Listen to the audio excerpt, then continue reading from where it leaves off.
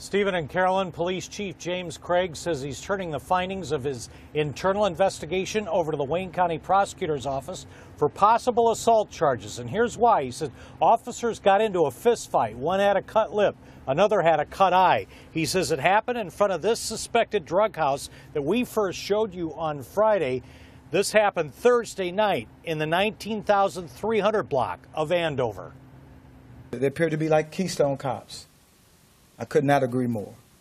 Very embarrassing to this organization. And as we first reported, it happened here on Andover Street near 7 Mile and John R., a neighborhood known for drugs and prostitution. Take a look. Only 7 Action News cameras are rolling as internal affairs officers work the case Friday afternoon. Very busy.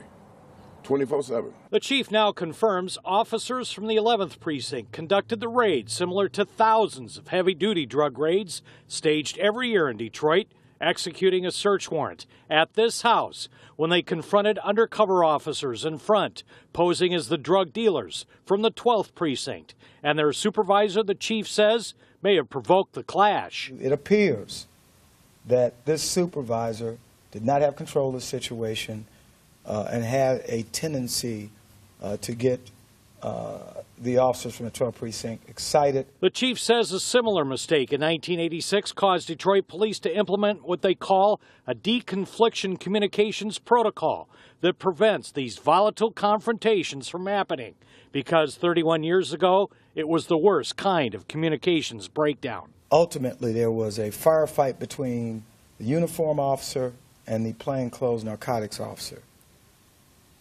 2 officers died as a result of that issue.